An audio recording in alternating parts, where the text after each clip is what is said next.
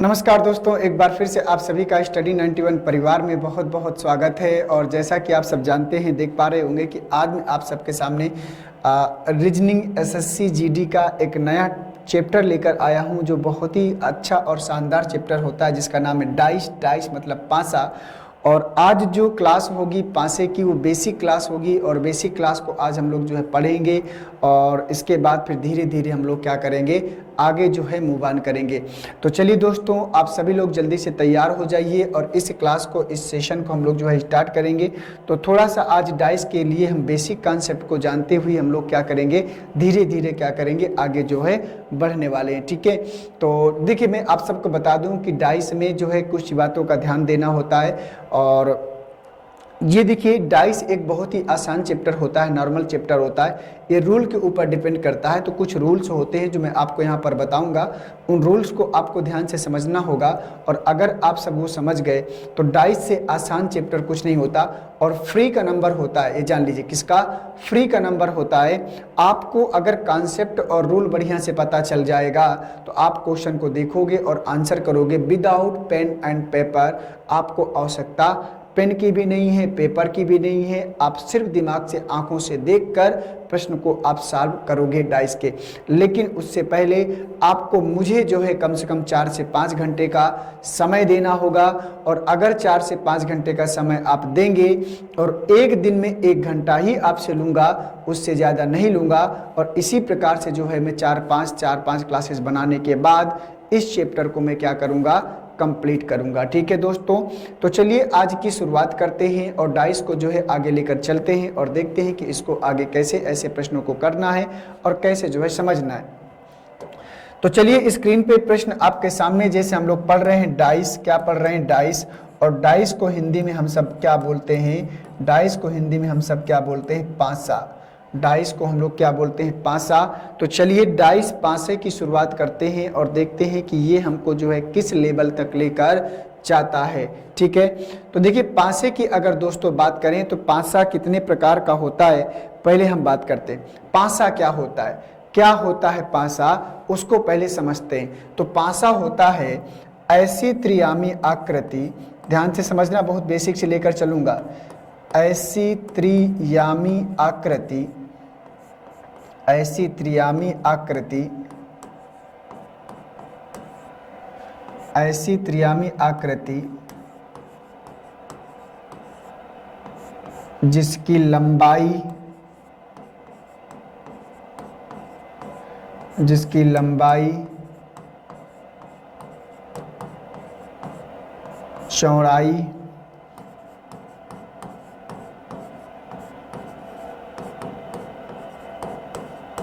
और ऊंचाई, ऐसी त्रियामी आकृति जिसकी लंबाई, चौड़ाई और ऊंचाई आपस में समान होती है, आपस में समान होती है, आपस में समान होती है, उसे हम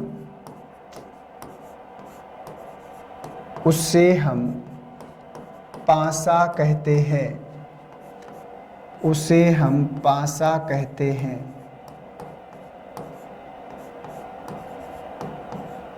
ये हो गया। ऐसी त्रियामी आकृति जिसकी लंबाई, चौड़ाई और ऊंचाई आपस में समान होती है, उसे हम क्या कहते हैं? पासा कहते हैं। ठीक है, ये हो गया आपका डाइस, पासा।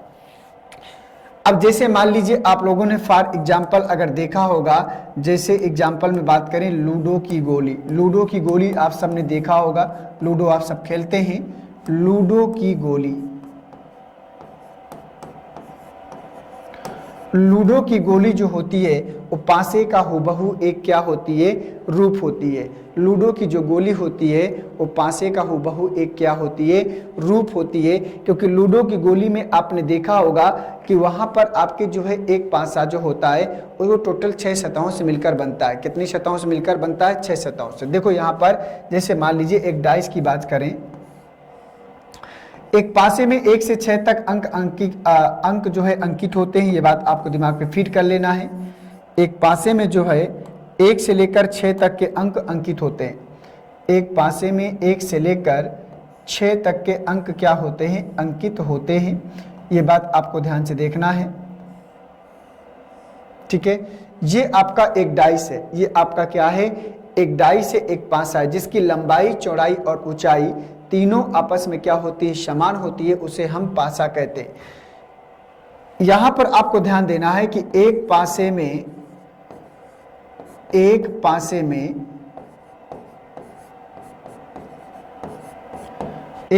में 6 सतह होता है, 6 सतह होता है।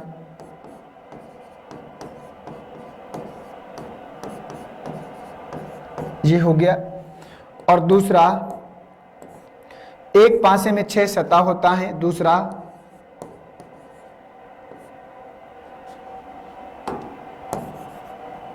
एक सतह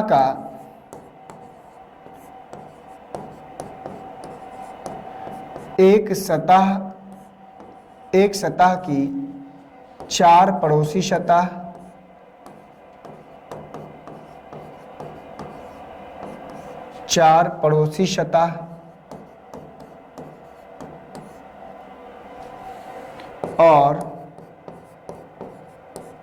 और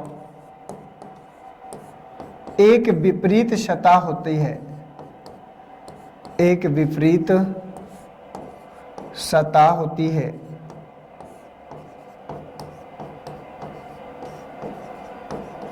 ये हमने इतना समझ लिया, ध्यान से समझिएगा।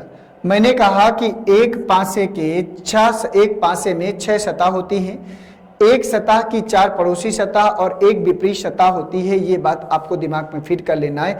एक पासे में 6 सतह होता है, 1 2 3 4 5 6 7 8 कोने एक पासे में 8 कोने होते, ये भी लिख लीजिए। एक पासे में 8 कोने होते हैं।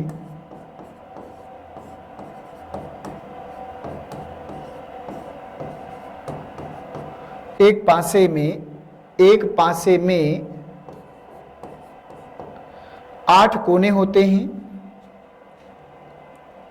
और एक कोना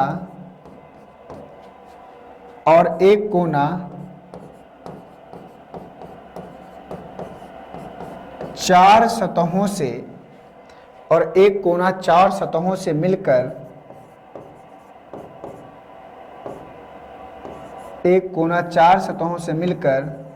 बना होता है। एक कोना 4 सतहों से मिलकर बना होता है। ये आपके पॉइंट हैं जो आपको अपने दिमाग में रखने होंगे या आपकी कॉपी में नोट डाउन होने चाहिए। ये बात आप सभी लोग फिट कर लीजिए दिमाग में। मैंने क्या बताया कि ऐसी त्रियामी आकृति जिसकी लंबाई, चौड़ाई और ऊंचाई आपस में क्या हो, समान हो, उसे हम पासा कहते हैं। जैसे लूडो की गोली, तो लूडो आप सबने देखा होगा, लूडो में जो है 1 से 6 तक के अंक अंकित होते हैं, 3 पीछे तो 3 आगे। देखिए डाइस में एक खासियत होती है, जब भी हम बोर्ड में, कॉपी में, किताब में पढ़ते हैं तो हमको 3 सतह ही दिखता है। क्या दिखता है? 3 सतह ही दिखता है, और 3 सतह क्या होता है? छुपा हुआ होता है। ये बात दिमाग में फिट कर लीजिए। 3 सतह दिखता है और 3 सतह क्या हुआ होता है? छुपा हुआ होता है। तो एक पासे में 6 सतह होती है, एक सतह की 4 पड़ोसी सतह और एक विपरीत सतह होती है। अगला हम बात करें तो एक पासे में 8 कोने होते हैं और एक कोना जो है 4 सतहों से मिलकर बना होता है। एक कोना जो है 4 सतहों से मिलकर बना होता है। बस इतनी सी बात आप सबको जो है करनी थी। तो उम्मीद करता हूं दोस्तों कि ये बात जो है आप सबको जो है समझ में आ गई होगी। ठीक है, तो अब चलिए चलते हैं अगले पॉइंट में, देखते हैं कि अगला पॉइंट हम सबसे जो है क्या पूछता है। इतनी बात कर लिया, इतनी बात देख लिया। डाइस का एक रूप देख लीजिए कि डाइस ऐसे आपका दिखता है और डाइस ऐसे ही आपकी लूडो की गोली भी होती है। अब मैं आपको अगले पॉइंट में, अगले स्टेप में समझाने का प्रयास करता हूं कि कैसे कैसी चीजें यहाँ पर बदलती हैं या चेंज होती हैं। ठीक है, अब देखिए डाइस की अगर हम मुख्यतः बात करें तो आप सबको जो है बताने का प्रयास करें तो कैसे कैसे इसको समझेंगे, थोड़ा सा उसको ध्यान से समझते। ठीक है ना, आइए देखते। जैसे मान लीजिए दोस्तों, अगर डाइस की बात करें तो मान लीजिए हमारे पास एक डाइस है,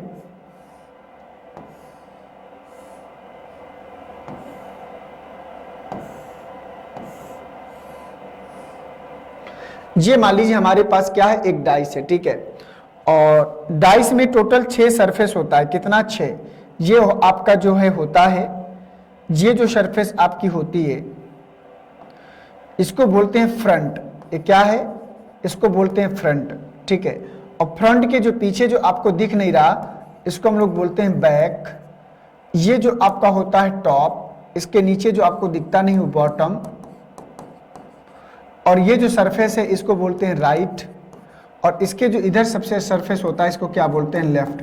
ये 6 सरफेस होती हैं आपकी, देख पा रहे हैं, ध्यान से देखिएगा, top, bottom, front, back, left और राइट, 3 सरफेस आपको दिखता है किसी भी डाइस में, और 3 सरफेस आपको किसी भी डाइस का नहीं दिखता है। समझ में आई बात? तो 3 सरफेस दिखता है और 3 सरफेस किसी भी डाइस का नहीं दिखता है। समझे आप सभी लोग? अब देखिए दूसरी बात अगर हम सब करें कि और आगे कैसी सिचुएशन बनेगी, उस सिचुएशन को ध्यान से समझे तो क्या क्या हमको आगे इंप्रूव करना होगा। अब जैसे हमको बात करें अपोजिट की बात करें, तो जो अपोजिट सरफेस की अगर बात करें तो यहां पर अगर हम अपोजिट सरफेस की बात करें, अपोजिट सरफेस, तो अपोजिट सरफेस की अगर बात करें दोस्तों, तो टॉप का जो अपोजिट होता है, टॉप का जो अपोजिट होगा वो क्या होगा, बॉटम होगा, टॉप का अपोजिट बॉटम होगा। फ्रंट का अपोजिट क्या होता है, बैक होता है, फ्रंट का अपोजिट क्या होता है, बैक होता है। देखिए टॉप का बॉटम, फ्रंट का बैक, टॉप का बॉटम, फ्रंट का बैक, देख पा रहे हैं, ठीक है। और ये लेफ्ट का अपोजिट क्या होता है, राइट होता है। लेफ्ट की अपोजिट सरफेस क्या होती है, राइट होती है। ये बात आपको जो है ध्यान देना था, ठीक है। तो ये आपकी जो है क्या है, किसी भी पासे की अपोजिट सरफेस है, ठीक है। और मैंने कहा था कि एक पासा जो है क्या करता है कि 8 कोनों से मिलकर बनता है। तो दोस्तों देखो, एक कोना ये है, एक कोना ये है, एक कोना ये है, एक कोना वो, 4 ये हो गए, एक कोना ये, एक कोना ये, 4 और 3 7, एक इसके पीछे, एक इसके पीछे जो आपको दिख नहीं रहा, तो 4 और 4, भाई अगर ये कोना है तो इसके नीचे वाला भी तो एक कोना होगा, तो 4 और 4 8 कोने यहाँ पर बनते, और एक कोना 3 सतहों से मिलकर बनता है। यहाँ पर शायद हमने गलत लिख दिया, एक कोने में एक पासे में 8 कोने, तो एक कोना 3 सतहों से मिलकर बनता है। ये देखिए एक कोना जो है 3 सतहों से मिलकर बनता है, हमको अचानक याद आ गया, एक कोना जो है 3 सतहों से मिलकर बनता है, ठीक है। तो एक कोना जो है 3 सतहों से मिलकर बनता है। कौन कौन, जैसे ये कोना है तो ये वाली सतह फ्रंट, राइट और टॉप वाली सतहों से मिलकर बन रहा है, तो एक कोना आपका जो है 3 सतहों से मिलकर बनता है, ठीक है। ये बात आपको ध्यान देना, तो टॉप है, ये फ्रंट है, ये राइट है, ठीक है। तो हर कोना, जितने भी कोने होते हैं, तो एक कोना जो है 3 सतहों से मिलकर क्या करता है, बनता है, ठीक है। तो उम्मीद करता हूं कि बात आप सबको जो है समझ में आई होगी। जैसे दोस्तों अगर ध्यान से समझें, जैसे मान लीजिए हमारे पास, इसी से थोड़ा समझने का प्रयास करते हैं, ठीक है। ये माइक है हमारा, इसको से समझने का प्रयास करते हैं। मान लो जैसे आपका ये फ्रंट है, ये क्या है, ये फ्रंट है, ठीक है। और ये जो फ्रंट का आप देख पा रहे हैं, इसके पीछे क्या होगा, ये बैक, बैक 2 सरफेस हुआ। ये क्या है, ये राइट, ये क्या है, राइट, और इसके अपोजिट क्या होगा, लेफ्ट। ये क्या है, टॉप, और ये क्या है, बॉटम। देख पा रहे हैं ना, 8 सरफेस हुआ। जैसे आप कमरे को देखो ध्यान से, कमरे को, तो एक कमरे में टोटल कितने कोने हैं, कितनी सतह है, जहां पर आप बैठे हो, भाई कोई ना कोई कमरा होगा, तो जहां पर आप बैठे हो तो एक कमरे में देखो, एक ऊपर वाली छत, एक सरफेस, उसके अपोजिट ग्राउंड वाली जो फर्श है 2, ठीक है। एक आपके सामने वाली दीवार, एक आपके पीछे वाली दीवार, एक आपके राइट वाली दीवार और एक आपके लेफ्ट वाली दीवार। दिखा कि नहीं, 6 सरफेस दिखा। और जो एक जो दीवार का जो कोना है, आप ध्यान से देखेंगे, जो दीवार के जो कोने हैं तो 8 कोने होंगे, 4 राइट, 4 आपके जो किधर होंगे, राइट में इस साइड, और 4 लेफ्ट में, और एक कोना जो होगा 3 सतहों से मिलकर बनेगा, एक ऊपर वाली दीवार, एक आपकी जो है पीछे, और एक आपकी जो राइट, 3 कोनों जो है बनता है। यही आपको जो है ध्यान से देखना है, समझना है। उसी प्रकार से डाइस होता है, तो टॉप का बॉटम, फ्रंट का बैक, और राइट का, लेफ्ट का क्या होता है, राइट होता है। तो ये सब चीजें आपको जो है दिमाग में रखनी थी। तो डाइस का जो कॉन्सेप्ट होता है, इसी के अकॉर्डिंग क्या करता है, बढ़ता है, ठीक है। तो अभी उम्मीद करता हूं कि डाइस का जो बेसिक पॉइंट था वो आप सब तक पहुंच चुका होगा। अब मैं आप सबको लेकर चलता हूं अगले पॉइंट में। तो पासों की अगर बात करें तो पासा मुख्यतः 2 प्रकार के होते हैं।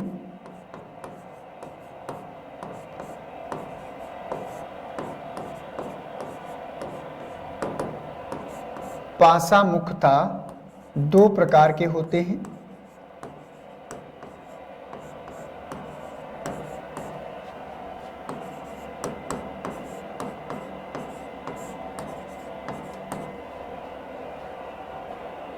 ठीक है, अब देखिए कौन कौन सा।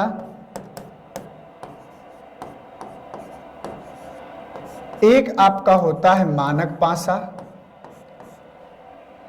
और दूसरा आपका होता है साधारण पासा।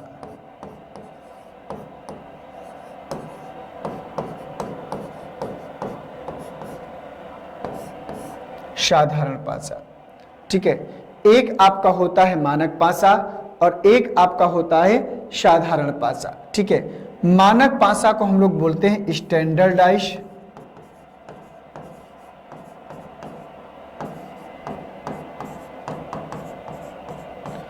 और सामान्य पासा को हम लोग बोलते हैं जनरल डाइस। क्या बोलते हैं? General dice. मानक पासा को हम लोग स्पेसिफिक डाइस, सार्वभौमिक पासा, विशिष्ट पासा कई नामों से जानते हैं। तो आपको जो है मैंने बता दिया कि मानक पासा को जैसे सार्वभौमिक पासा भी बोला जाता है, इसको जो है सार्वभौमिक पासा भी बोला जाता है। सार्वभौमिक पासा या फिर हम इसी को बोलते हैं विशिष्ट पासा। विशिष्ट पासा और मानक पासा तो आप सब जानते हैं। तो इसको जो है और कई नामों से संबोधित किया जाता है, तो उसमें जो है आपको बहुत ज़्यादा परेशान होने की आवश्यकता नहीं है, ठीक है ना। चलिए, तो ये हमने जान लिया कि कौन कौन से पासा होता है। पासा मुख्यतः दो प्रकार का, एक मानक और एक क्या होता है साधारण। तो जब मानक और साधारण की बात कर लिया तो पहले मैं आपको समझाने का प्रयास करूंगा कि वाकई में मानक पासा क्या होता है, फिर हम साधारण पासा की डिफिनीशन को समझने का प्रयास करेंगे। इसके बाद भी आगे इसके जो और आगे जो कंटेंट है, जो रूल्स हैं, उनको जो है समझने का प्रयास करेंगे। तो पासा मुख्यतः दो प्रकार के होते हैं, ये बात हमने यहाँ पर कर ली। आइए देखते हैं अगला प्रश्न। तो बात करते हैं मानक पासा की कि क्या होता है मानक पासा।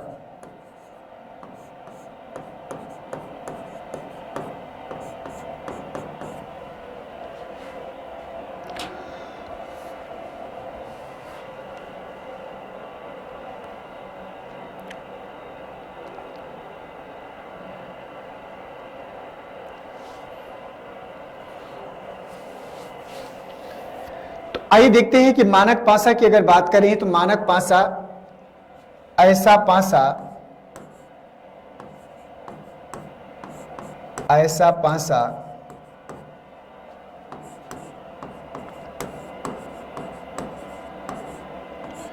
जिसके दो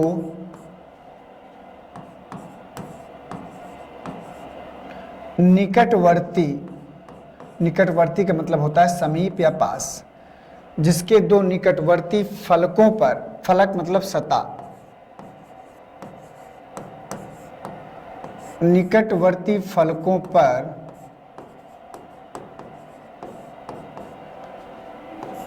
अंकित अंकों का योग,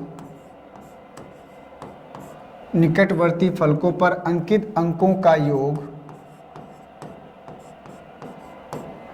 7 नहीं होता है।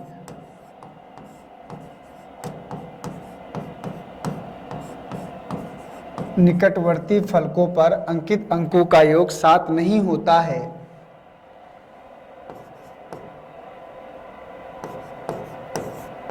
उसे हम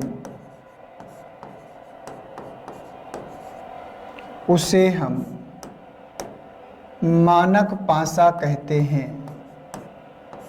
उसे हम मानक पासा कहते हैं।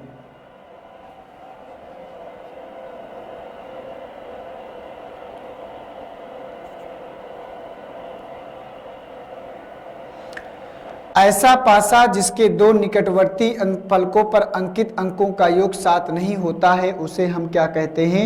मानक पासा कहते हैं। ठीक है, अब देखिए निकटवर्ती फलकों का मतलब क्या है। मतलब दो पास के फलकों पर अंकित अंकों का योग 7 नहीं होता, उसे हम मानक पासा कहते हैं। जैसे मान लीजिए यहाँ पर समझें, मान लीजिए हमारे पास यहाँ पर एक डाइस है,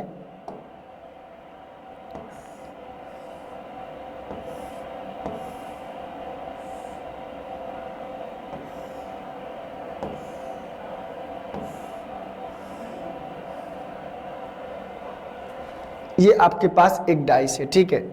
जैसे मान लीजिए यहाँ पर लिख दिया जाए 3, 5, 1, ठीक है। 3, 5, 1। अब बताओ, दो निकटवर्ती फलकों पर ये एक पासा है और कहेगा बताइए कि कौन सा पासा है, पहचान करके बताइए। तो कैसे हम पहचान करते हैं कि कोई पासा कैसा है या कैसा पासा होगा, हम कैसे पहचान करेंगे, थोड़ा सा उसको समझने का प्रयास करते हैं। जैसे यहाँ पर 3, 5, 1 लिखा हुआ है, क्या लिखा हुआ है, 3, 5, 1 लिखा हुआ है। जैसे दोस्तों अगर ध्यान से समझने का प्रयास करें, जैसे यहाँ पर 3 और 5 दो निकटवर्ती सतह है, ये दो निकटवर्ती सतह है और ये भी दो निकटवर्ती सतह है। तो 5 और 3 क्या है, 8, योगफल 7 तो नहीं हुआ। 5 और 1 क्या है, 6, योगफल 7 नहीं हुआ। 3 और 1 क्या है, 4, योगफल 7 नहीं हुआ। तो कैसा पासा है, मानक पासा। दो निकटवर्ती फलकों पर अंकित अंकों का योग 7 नहीं होता, उसे मानक पासा कहते हैं। जैसे दोस्तों अगर हम 5 और 3 को जोड़ेंगे, तो 5 और 3 को जोड़ा तो योगफल 8 हुआ, लेकिन आपका जो है देख पा रहे हैं 7 नहीं हुआ। क्या हुआ, 7 नहीं हुआ, और हमें यही चाहिए था। जैसे 5 और 1 को अगर हम जोड़े, अगर हम 1 और 5 को जोड़ें, तो 1 और 5 को जोड़ें तो योगफल 6 हुआ, लेकिन 7 नहीं हुआ। मानक पासा की पहचान होती है। अगर हम 3 और 1 को जोड़ें, तो 3 और 1 को जोड़ेंगे तो योगफल 4 हुआ, यहाँ पर भी योगफल 7 नहीं हुआ। इसलिए पूरा का पूरा एक कैसा पासा होगा, मानक पासे का रूप होगा। तो इसको बना लीजिए दोस्तों। नोट्स को एक बार बढ़िया से, जो छोटे छोटे बेसिक पॉइंट में आप सबको लेकर बताकर चल रहा हूँ, मैं चाहता हूँ कि आपको फिर दोबारा रीजनिंग पढ़ने की आवश्यकता ना पड़े। एक बार बस ईमानदारी से डिटेल से चीज़ों को आप सबको क्या करना है, पढ़ लेना है। तो बताइए इसका सही जवाब क्या हो जाएगा।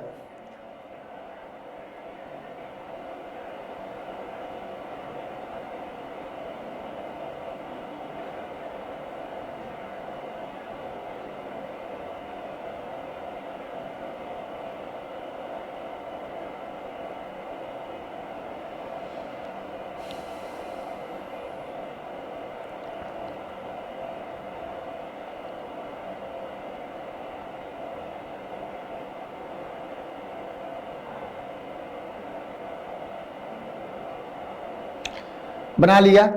आइए अब चलते हैं दूसरे पॉइंट में। ये पॉइंट आपको याद रखिएगा। मैंने कहा कि ऐसा पासा जिसके दो निकटवर्ती फलकों पर अंकित अंकों का योग 7 नहीं होता, उसे हम मानक पासा पैसे कहते हैं।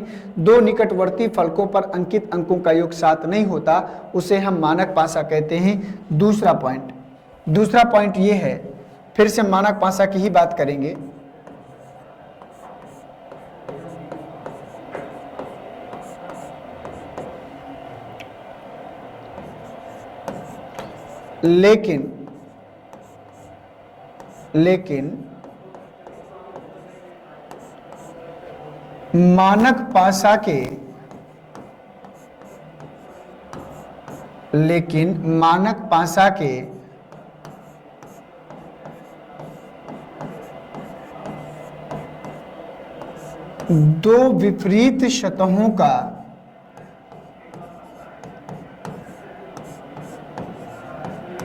लेकिन मानक पासा के दो विपरीत सतहों का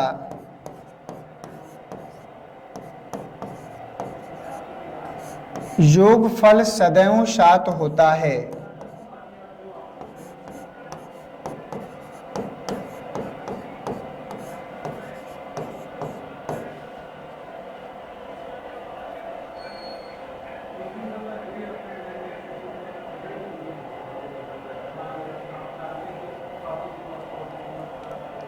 समझ गए। लेकिन मानक पासा के दो विपरीत सतहों का योगफल सदैव क्या होता है, 7 होता है। देखो, मानक पासा के दो पड़ोसी सतहों का योगफल 7 नहीं होता, लेकिन विपरीत सतहों का योगफल क्या होता है, 7 होता है। जैसे मान लीजिए दोस्तों,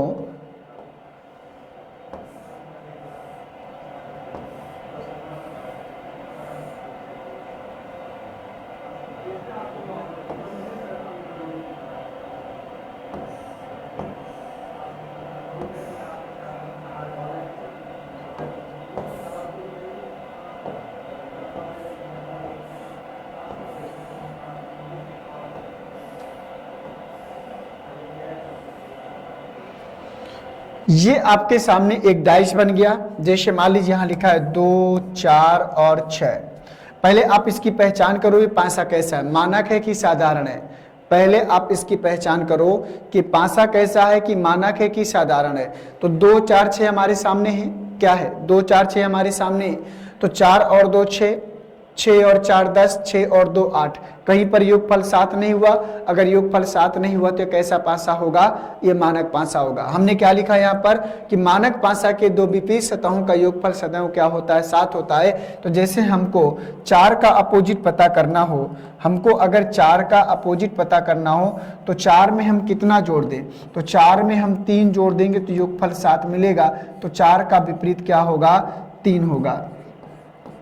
4 का विपरीत क्या होगा, 3 होगा। इसी प्रकार से 6 का अपोजिट हमें पता करना हो तो 6 में कितना जोड़ दें, 1 जोड़ दें तो 7 होगा। तो 6 का जो अपोजिट होगा, विपरीत होगा दोस्तों, वो कितना होगा, 1 होगा। इसी प्रकार से अगर हमसे 2 का अपोजिट पूछ रहा है तो 2 का अपोजिट निकालने, 2 में कितना जोड़ दें, 5 जोड़ देंगे। तो 2 में 5 जोड़ेंगे 7 हो जाएगा। तो यहाँ पर अपोजिट की बात कर रहा है, किसकी बात कर रहा है, अपोजिट की, विपरीत की बात कर रहा है। तो 2 का अपोजिट क्या हो जाएगा, 2 का अपोजिट 5 हो जाएगा। तो ये इस प्रकार से। तो अगर कोई मानक पासा होगा तो मानक पासे की पहचान के लिए सबसे अच्छा तरीका यह होता है कि उनके अपोजिट सतहों का योगफल कितना होता है, 7 होता है। ठीक है, तो जैसे 4 के नीचे क्या होगा, टॉप में, तो बॉटम में क्या होगा, 3। ये क्या है, फ्रंट में, तो ये फ्रंट में है तो इसके बैक में क्या होगा, 2 के बैक में क्या होगा, 5। ये राइट में है तो लेफ्ट में क्या होगा। अब देखो यहाँ पर एक अगर कंप्लीट डाइस अगर बनानी है तो कुछ इस प्रकार से बन के आएगी। अगर हमको एक कंप्लीट डाइस बनानी है, अगर आपको पीछे के भी अंक अगर आपको देखने हैं तो अब आप यहाँ से देख सकते हो कैसे। जैसे यहाँ पर 2 था, यहाँ पर 4 था, यहाँ पर 6 था। तो 4 के अपोजिट में क्या है, 3। ये टॉप में है तो बॉटम में क्या आएगा, 3। ये राइट में है तो लेफ्ट में 6 के क्या आएगा, 1। और ये फ्रंट में है तो फ्रंट में, बैक में क्या जाएगा, 5। तो ये आपका एक कंप्लीट डाइस कुछ इस प्रकार से बनता हुआ नजर आता है।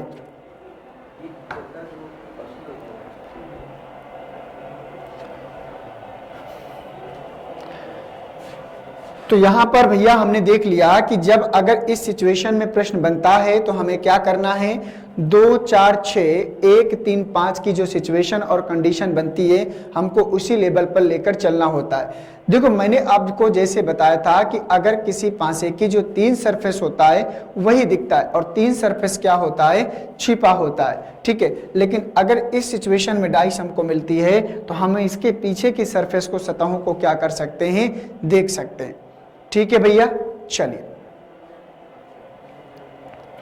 तो इस प्रकार से 3 चीजें यहां पर चलती हैं और तीनों चीजों को, तो देखो अगर हमको पासे के डाइस के प्रश्नों को सॉल्व करना है तो एक बात दिमाग में फीड कर लीजिए कि आपको डिफिनीशन याद होनी चाहिए। और जब तक दोस्तों डिफिनीशन नहीं याद है तब तक डाइस का कभी आप सोचिएगा भी मत कि आप कभी भी डाइस के प्रश्नों को तैयार कर पाएंगे। अब देखिए अगले प्रश्न में अगर चलें तो अगला प्रश्न यहां पर हमसे कैसे पूछेगा, मैं आपसे एक प्रश्न करता हूं।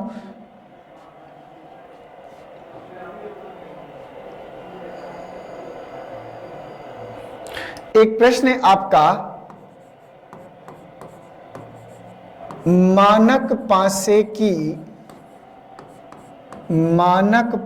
की पहचान कीजिए, पहचान कीजिए। ये आपका प्रश्न है कि मानक पासे की पहचान कीजिए।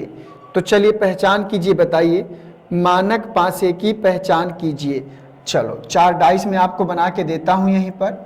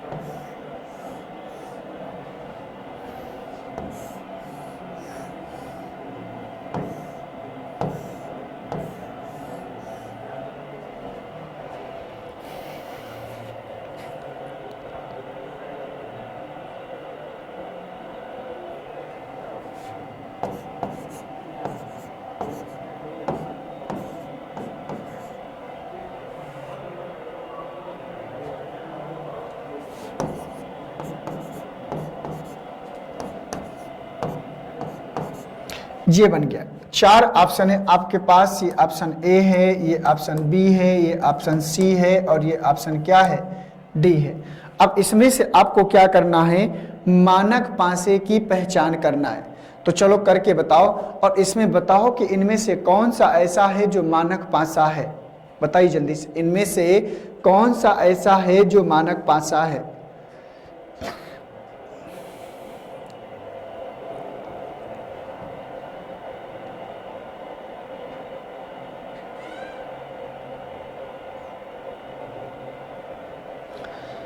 मानक पासे की पहचान कीजिए। ए बी सी डी, ये 4 आपके पासे हैं। आपको बताना है कि इनमें से कौन सा ऐसा है जो मानक पासा है।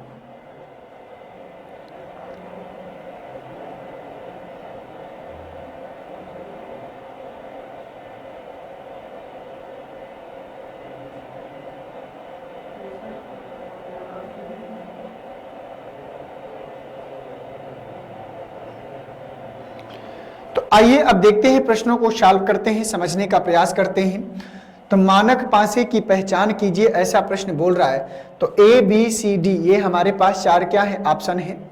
तो इसमें देखो 4 3 7, अगर हमने मानक पासे की डिफिनेशन क्या कहती है कि ऐसा पासा जिसके 2 निकटवर्ती सतहों पर अंकित अंकों का योग 7 नहीं होता, लेकिन 4 3 7 हो रहा है।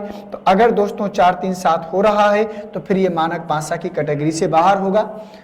1 और 6 7 हो रहा है तो ये भी मानक पासा की कैटेगरी से क्या होगा, बाहर होगा। 5 और 2 7 हो रहा है तो ये भी मानक पासे की कैटेगरी से क्या होगा, बाहर होगा। इसमें देखो 5 1 6, 4 1 5, 5 4 9, कहीं पर भी योगफल 2 निकटवर्ती सतहों पर कहीं पर भी योगफल 7 नहीं हुआ, तो ये कैसा पासा होगा, मानक पासा होगा। अब मैं उम्मीद करता हूं कि अब आपको मानक पासे से रिलेटेड कोई भी प्रॉब्लम आपके पास नहीं बची होगी, सारी प्रॉब्लम आपकी समाप्त हो गई होगी। तो ये होता है मानक पासा। अब इसके बाद हम बात करते हैं कुछ अगले पॉइंट की, ठीक है ना। तो इसको दोस्तों बना लीजिए। अब मैं आपको जो है अगले पॉइंट में लेकर चलता हूं और उसी के आधार पर हम प्रश्नों को क्या करेंगे, सॉल्व करेंगे।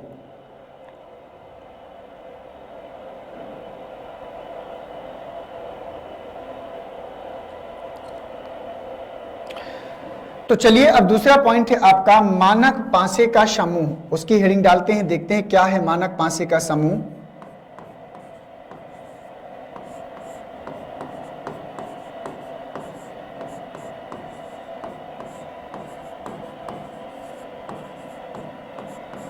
मानक पासे का समूह, ठीक है, इसको थोड़ा सा समझेंगे।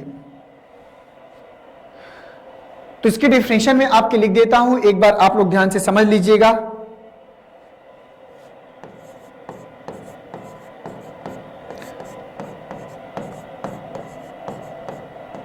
ऐसा पासा या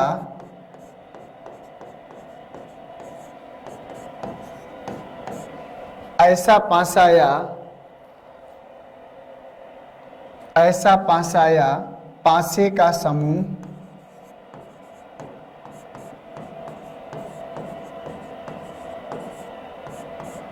जिसके, ऐसा पासा या पासे का समूह जिसके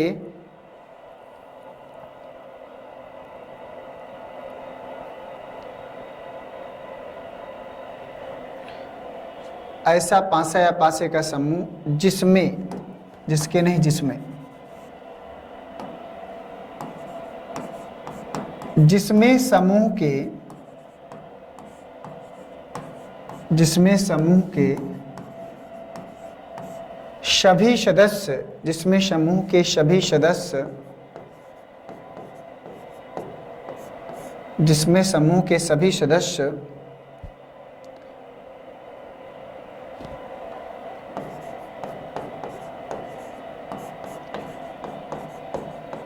मानक पासा के नियम का, मानक पासा के नियम का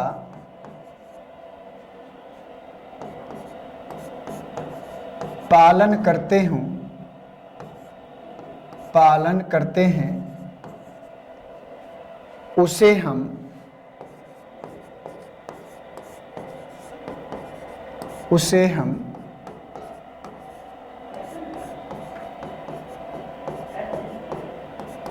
मानक पासा का समूह कहते हैं।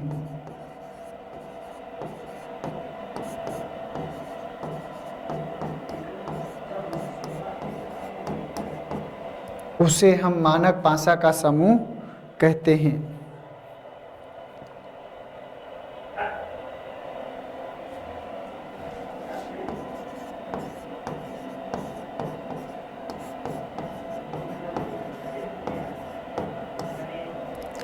लेकिन समूह का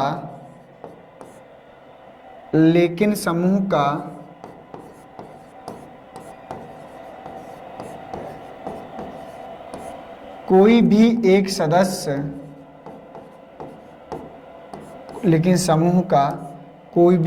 सदस्य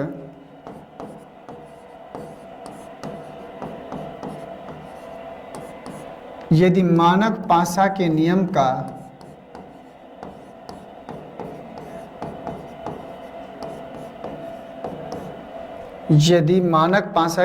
का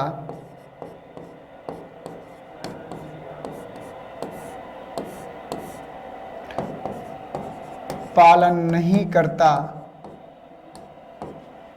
नहीं करता है तो उसे हम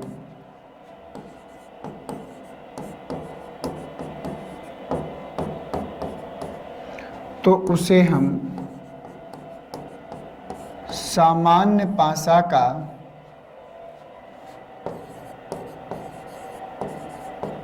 समूह मान लेंगे। बस इतनी सी बात आपको दिमाग पे रखनी है।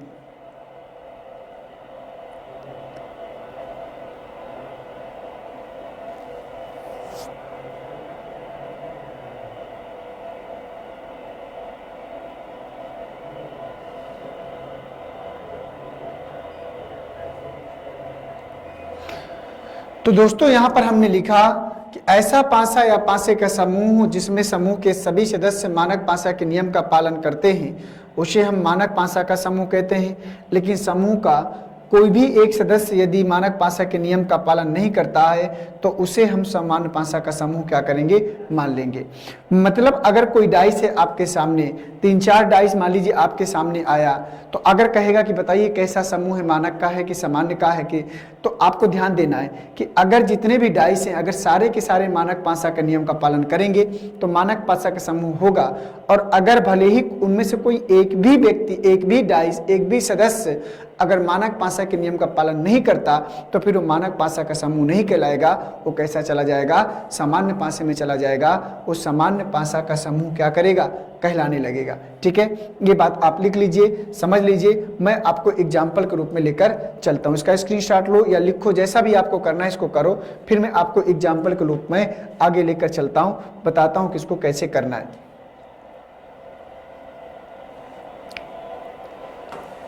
जैसे मान लीजिए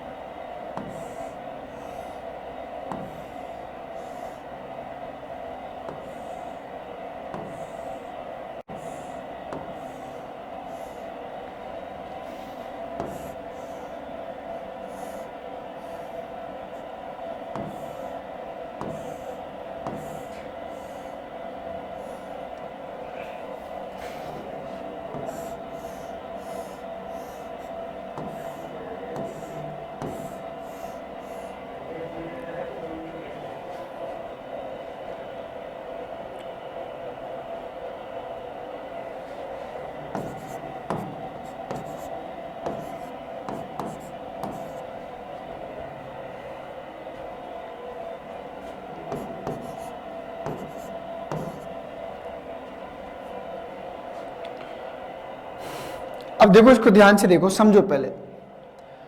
3 1 4, 5 1 6, 5 3 8, कहीं भी योगफल 7 हुआ, नहीं हुआ। 4 2 6, 6 4 10, 6 2 8, कहीं भी योगफल 7 हुआ, नहीं हुआ। 5 3 8 6 3 9 6 5 11, कहीं भी योगफल 7 हुआ नहीं हुआ। मतलब ये भी एक मानक पासा, ये भी एक मानक पासा, ये भी एक मानक पासा। इसका मतलब ये हुआ कि जितने भी समूह में सदस्य हैं, समूह में सदस्य कितने हैं, 1 2 और 3, और सारे के सारे मानक पासा हैं, सारे के सारे क्या है, मानक पासा। तो इसका मतलब ये हुआ कि समूह के सारे सदस्य जो है मानक पासा का समूह, मानक पासा के नियम का पालन करते हैं। तो ये समूह होगा कैसा, तो ये समूह होगा मानक पासा का समूह, मानक पासा का समूह, मानक पासा का समूह। ये बात आपको जो है याद रखनी है, ठीक है ना। हमने समझा क्या कि अगर समूह के सभी सदस्य मानक के नियम का पालन करते हैं तो फिर वो मानक पासा का समूह कहलाता है। दूसरी बात यहां समझते हैं,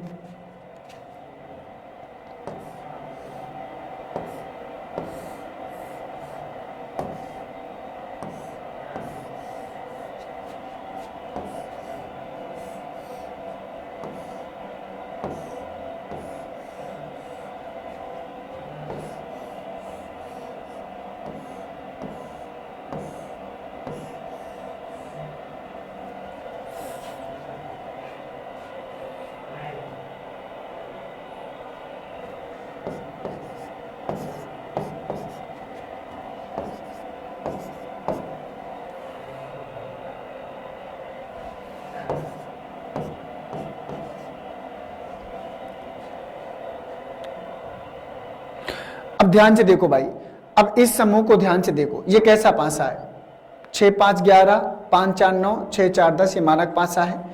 3 2 5, 3 1 3, 3 1 4 मानक पासा है। लेकिन यहाँ पर 6 और 1 7 हुआ, और मानक पासा कहता है कि मानक पासा के दो निकटवर्ती सतहों पर अंकित अंकों का योग 7 नहीं होता, लेकिन यहाँ पर 7 हो गया। तो इसका मतलब हुआ कि ये कैसा पासा हो गया, ये सामान्य पासा हो गया। ये कैसा पासा हो गया, ये सामान्य पासा हो गया। और अगर मैंने लिखाया था डिफिनेशन में कि अगर कोई एक भी सदस्य, देखो दो ठो तो मानक पासा है, ये मानक पासा, ये मानक पासा, तो आपको मैंने कहा था कि मानक पासा का समूह तभी कहलाएगा जब सारे के सारे सदस्य मानक के नियम का पालन करेंगे, सारे के सारे सदस्य मानक के नियम का पालन करेंगे, तभी वो मानक पासा का समूह कहलाता है। ये आपका सामान्य पासा हो गया। तो अगर कोई भी एक सदस्य अगर मानक के नियम का पालन नहीं करता, कोई भी एक सदस्य अगर मानक के नियम का पालन नहीं करता, तो कैसा पासा कहलाता है, वो सामान्य पासा का समूह कहलाता है। क्या कहलाता है, सामान्य पासा का समूह कहलाता है, सामान्य पासा का समूह।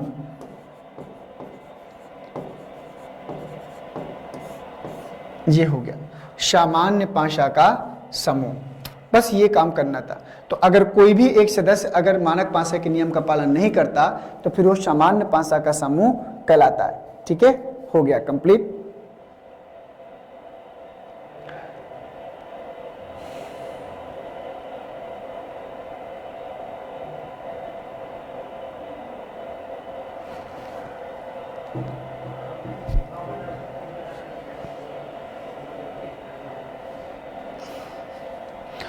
अब इसके बाद तो हमने मानक पासा जान लिया, मानक पासा का समूह जान लिया, और भी जो छोटे छोटे डाइस से रिलेटेड प्रश्न थे मैंने कहा था कि आज हमारी बेसिक क्लास होगी।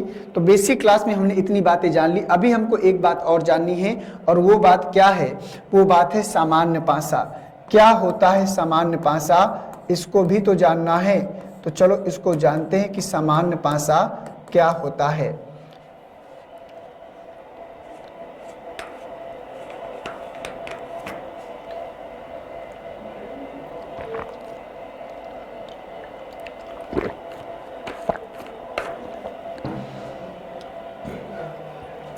क्या होता है सामान्य पासा, आ जाओ समझते हैं।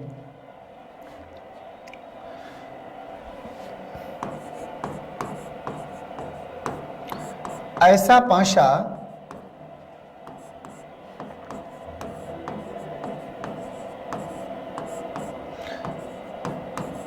जिसके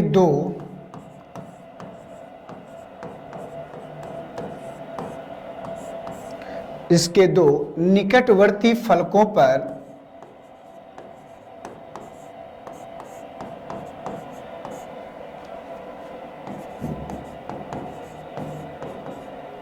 पर अंकित अंकों का योग,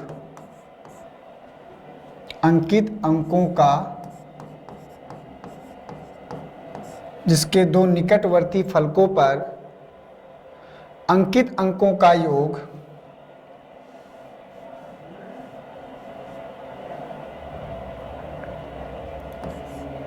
सात होता है। ध्यान से समझना, वहां पर 7 नहीं होता था लेकिन यहां पर 7 होता है। ऐसा पासा जिसके दो निकटवर्ती फलकों पर अंकित अंकों का योग 7 होता है। वहां पर 7 नहीं होता था, यहां पर 7 होता है। ऐसा पासा जिसके दो निकटवर्ती फलकों पर अंकित अंकों का योग 7 होता है, परंतु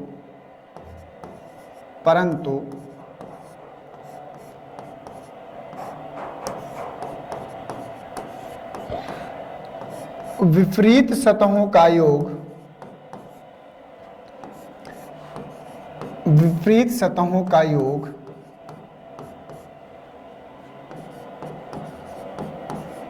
7 हो भी सकता है। विपरीत सतहों का योग 7 हो भी सकता है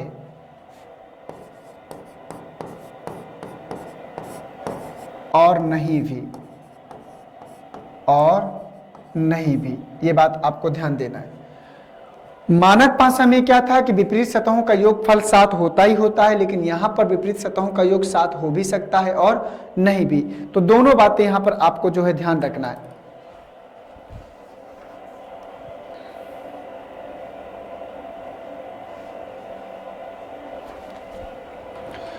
अब जैसे मान लीजिए यहां पर एक डाइस बनाकर एग्जाम्पल के स्वरूप में समझने का प्रयास करें।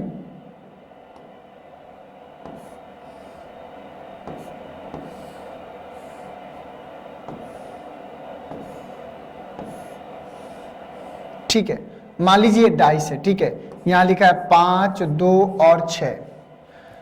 तो यहां पर लिखा है कि जिसके दो निकटवर्ती सतहों पर अंकित अंकों का योग 7 होता है, तो 5, 2, 7 हो रहा है। तो जब 5, 2, 7 हो रहा है तो ये कैसा पासा है? मानक पासा है। ये कैसा पासा? मानक पासा। लेकिन प्रॉब्लम ये है कि इसके विपरीत सतहों का योगफल 7 हो भी सकता है और नहीं भी हो सकता है। तो जब ऐसी सिचुएशन हमारे सामने आ जाए कि विपरीत सतहों का योगफल 7 हो भी सकता है और नहीं भी हो सकता है, तो ऐसी कंडीशन में हमें क्या करना है, थोड़ा सा समझने का प्रयास करते हैं। देखिए, जैसे मान लीजिए हमें एक बात पता है कि एक पासे की 4 पड़ोसी सतह होता है। टोटल 6 सतह होता है, 1 से लेकर 6 तक, 1, 2, 3, 4, 5, 6। ठीक है, टोटल 6 सतह होता है, 1, 2, 3, 4, 5, 6। ठीक है, और एक पासे का 4 पड़ोसी होता है और एक क्या होता है? विपरीत। हमें पता है कि जो पड़ोसी सतह है वो कभी भी अपोजिट नहीं हो सकता। तो 2 के अपोजिट की बात करें तो 5 और 6 तो नहीं हो सकता। 2 का अपोजिट 5 और 6 नहीं हो सकता।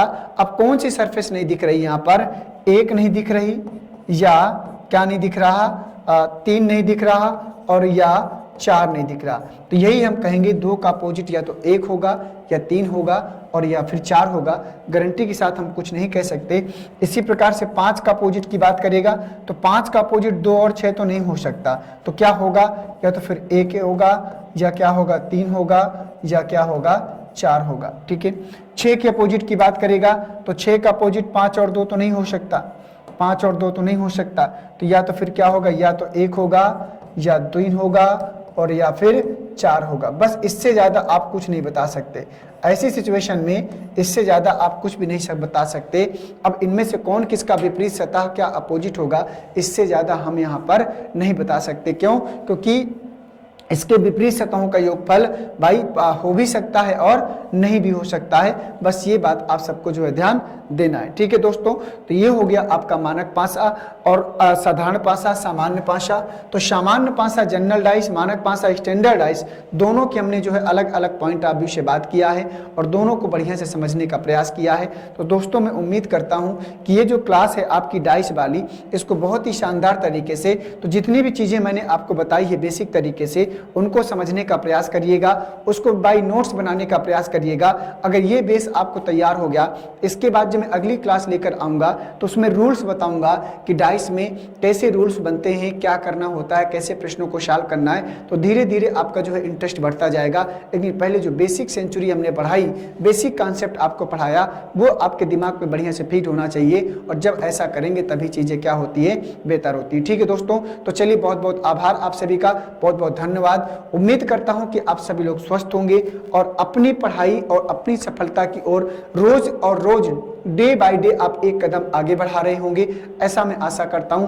और सबको अपने करियर की परवाह है, आपको भी अपने करियर की परवाह होती, परिवाह है। अगर परवाह ना होती तो फिर आप स्टडी 91 में पढ़ने नहीं आते। ठीक है, तो ठीक है दोस्तों, पढ़ते रहिए, इसी तरीके से आगे बढ़ते रहिए और इस बार झंडा गाड़ना है, चाहे कुछ भी हो जाए, एनर्जी से भरपूर बने रहिए और काम करते रहिए। ठीक है, थैंक यू सभी को। जय हिंद, वंदे मातरम।